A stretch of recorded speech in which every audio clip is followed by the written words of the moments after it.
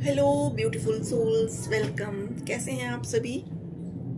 उम्मीद करती हूँ सभी बहुत अच्छे होंगे और लाइफ में आगे बढ़ रहे होंगे, कुछ नया सीख रहे होंगे और खुद को डे बाय डे अपलिफ्ट कर रहे होंगे, अपने आप को ग्रूम कर रहे होंगे। तो डियर, आज आप सबके लिए एक बहुत इम्पोर्टेंट मैसेज है यूनिवर्स की ओर से।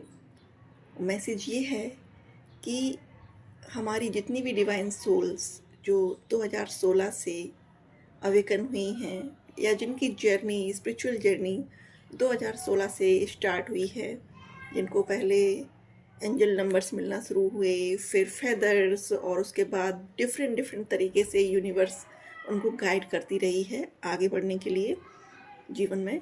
तो आज आपके लिए ये मैसेज है कि अब तक आप लोगों ने अपना ग्रेजुएशन कंप्लीट कर लिया है। आध्यात्मिकता में आप सभी ने अपना ग्रेजुएशन कंप्लीट कर लिया है।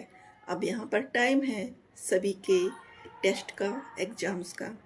तो यूनिवर्स कैसे एग्ज़ाम्स लेगी? यूनिवर्स कई बार आपकी विजडम को चेक करेगी, कई बार आपके सब्र को टेस्ट करेगी, कई बार आप आसपास के लोगों से अपने आप को कितना बचा पाते हो या आप दूसरों की बातों से अपने आप को कितना पीसफुली सेफ रख के सिचुएशंस को डील करते हो, वो यूनिवर्स चेक करेगी। तो अभी दो लोगों के स्पिरिचुअल टेस्ट हो चुके हैं, आप सभी के सामने हैं, पूरी दुनिया के सामने हैं। वो दो लोग हैं, एक हैं रणबीर अलाहाबादिया और दूसरे हैं अभय सिंह जी। तो कैसे टेस्ट लिया यूनिवर्स ने? देखिए, रणबीर अलाहाबादिया पूरी तरह से अवेकन सोल थे नहीं, मतलब हैं, और वो अपनी विजडम का यूज करके इस टेस्ट को जीत सकते थे। मतलब यूनिवर्स ने उनको ऐसी परिस्थितियों में डाला जहाँ पर उनको अपनी विजडम के आधार पर खुद को सेफ रखना था। लेकिन उन्होंने क्या किया कि वो उन लोगों के बीच में, जहाँ जिस फ्रेंड सर्कल में वो बैठे थे, और वो लोग जो स्पिरिचुअल लेवल पर उतना ज़्यादा अपलिफ्ट नहीं हैं, उतने अवेकन नहीं हैं, उनकी बातों में आकर उन्होंने अपने मुंह से भी ऐसे अनर्गल शब्द निकाले जो कि एक स्पिरिचुअल डिवाइन सोल को शोभा नहीं देते हैं। जो अवेकन लोग हैं, अवेकन पीपल हैं, आत्माएं हैं, वो ऐसी बातें नहीं बोलती हैं। उन्होंने अपनी कम्युनिटी को खुश करने के लिए, जिन लोगों के बीच में वो बैठे थे उनमें वाहवाही लूटने के लिए, उन्होंने गलत तरीका इस्तेमाल किया। जबकि यहाँ पर उनको ये करना चाहिए था कि भाई, मैं अगर अवेकन हूँ, स्पिरिचुअल पर्सन हूँ, तो मुझे इन सब छिछोरी बातों में नहीं पड़ना है। लेकिन उन्होंने अपने लिए स्टैंड नहीं लिया, उन्होंने दूसरों को प्लीज़ करना चाहा, उन्होंने आसपास के लोगों में खुद को एक बहुत open minded Frank person show करना चाहा, और यहाँ पर वो स्पिरिचुअल टेस्ट को हार गए। दूसरे हैं अभय सिंह जी। आप सबके सामने है कि एक डिबेट हुआ, गए थे वो पॉडकास्ट के लिए, लेकिन उस पॉडकास्ट को एक डिबेट का रूप दे दिया गया। ये उनके साथ छल था। पहला तो यही छल था कि उन्होंने कहा था कि डिबेट नहीं हुआ, यहाँ पर आप सबको मत बुलाइए, सिर्फ पॉडकास्ट करेंगे।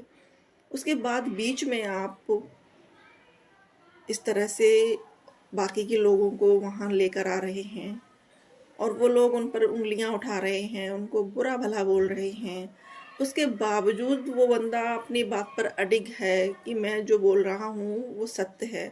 सत्य के लिए वो अपने आप को दृढ़ निश्चय करके वहाँ बैठे रहे, शांत रहे, उन लोगों को भी चुप होने का इशारा करते रहे, लेकिन वो लोग चुप नहीं हुए। देखिए, एक स्पिरिचुअल पर्सन के अंदर एक क्वालिटी होती है कि वो परिस्थितियों के हिसाब से खुद को ढाल कर चलता है। तो यहाँ पर अभय सिंह ने इस परिस्थिति को बहुत पॉजिटिवली डील किया है, इसलिए वो अपने टेस्ट में पास हो गए हैं। अब आपको रीज़न बताऊं कि यूनिवर्स कैसे टेस्ट लेती है। देखिए, महाअवतार बाबा जी जो आज भी हिमालय पर स्थित अपनी गुफा में हैं, आज भी वो वहाँ से सबको टेलीपैथिकली मैसेज देते हैं, सबको संदेश देते हैं, और उनके जितने भी मानने वाले हैं, उन्होंने उनकी प्रेजेंस को अपने साथ फील किया है, उनको महसूस किया है। तो बाबा जी 5000 या उससे ज़्यादा सालों से वहाँ हैं और लोगों ने उनके दर्शन किए हैं। तो बाबा जी जब अपने भक्तों को बिल्कुल पारंगत कर देते हैं, उसके बाद वो उनकी परीक्षा ज़रूर लेते हैं। उनकी आस्था की परीक्षा लेते हैं, उनके सब्र की परीक्षा लेते हैं, और उनके विश्वास की कि कितना उनके भक्त को या उनके शिष्य को उन पर कितना भरोसा है, कितना फ़ैथ है। एक बार महाअवतार बाबा जी ने अपने कुछ शिष्यों को बुलाया और एक कपाल लिया उन्होंने। कपाल आप लोग जानते हैं ना, खोपड़ी, खोपड़ी का जो कंकाल होता है ना, वो उसमें उन्होंने मल भर लिया। मल सभी को पता है क्या होता है। उन्होंने मल भर लिया और उन्होंने अपने सभी शिष्यों के मुंह के आगे से उसको गुजारा।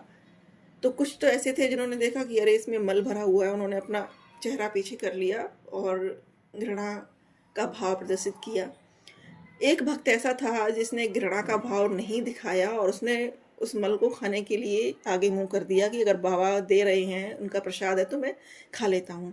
उसने जैसे ही आगे मुंह किया, तभी वो जो कपाल था वो एक सोने के कटोरे में बदल गया और उसके अंदर खीर आ गई। ये था बाबा जी का मैजिक, कि वो सिर्फ परीक्षा ले रहे थे कि सामने वाले शिष्य उन पर कितना ट्रस्ट करते हैं, उन पर कितना भरोसा करते हैं। और जिसने आगे बढ़कर उस प्रसाद को ग्रहण करने की कोशिश की, बाबा ने उसको वो दिया जो वो डिज़र्व करता था, सोने के कटोरे में खीर। तो यहाँ पर मेरा कहना ये है कि इससे पहले जब महाकुंभ में अभय सिंह जी थे, तब वहाँ पर भी उनके साथ यही एक वाकया पेश आया था कि एक अघोरियों की टोली वहाँ पर आई, और जो अघोरी संत थे, जो अघोरी साधु थे, उन्होंने उनको प्रसाद ऑफर किया और उस प्रसाद को अभय सिंह जी को भी दिया गया। उन्होंने उसको ले लिया और उन्होंने खा लिया। बाद में उन्होंने ये देखा कि आखिर सामने वाला जो खा रहा है बंदा, उसके में हड्डी दिख रही है। तब उनको रियलाइज हुआ कि ये मांस और हड्डियों वाला प्रसाद था। लेकिन उन्होंने उसको ये कहा कि हाँ ठीक है, चलो भाई, प्रसाद तो प्रसाद होता है। उन्होंने खा लिया भोले बाबा का प्रसाद समझ के। तो यहाँ पर इनका भरोसा था ईश्वर के ऊपर। उन्होंने मन में कोई घृणा नहीं लाए कि अरे यार, इन्होंने क्या खिला दिया मुझको। वो उनके मन में घृणा का भाव नहीं आया, और उसी पल के बाद से उनको आशीर्वाद मिल गया महाअवतार बाबा जी का, और वहीं से उनकी लाइफ चेंज होना शुरू हो गई। वो सुर्खियों में आए और आज आप सबको अपना संदेश दे रहे हैं, आज आप सबको अपना ज्ञान दे रहे हैं। तो इसी तरीके से हमारे आपके सबके टेस्ट होंगे। अवेयर हो जाइएगा और आस्था और श्रद्धा के साथ अपनी परीक्षा को पास करिएगा।